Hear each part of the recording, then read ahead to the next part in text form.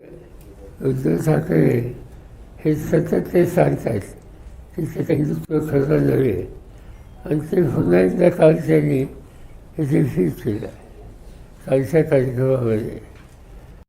काल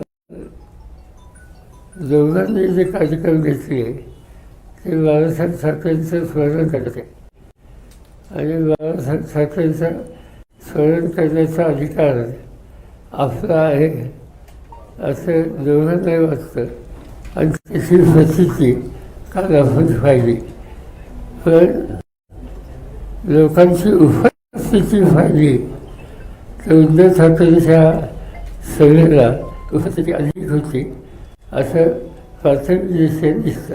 साहेब, काल याच सभेमध्ये अप्रत्यक्षपणे उद्धव ठाकरे यांनी स्वबळाचे संकेत दिलेले आहेत. जर पदाधिकाऱ्यांचं मत असेल तर स्थानिक स्वराज्य संस्थांच्या निवडणुकीबाबत आपण स्वबळावर लढण्यावर विचार करू असं देखील त्यांनी म्हटलेलं आहे. त्यांनी याच्या आधी तसं मत मांडलं होतं. 2 दिवसापूर्वी ते माझ्याकडे आले होते आणि सविस्तर चर्चा झाली.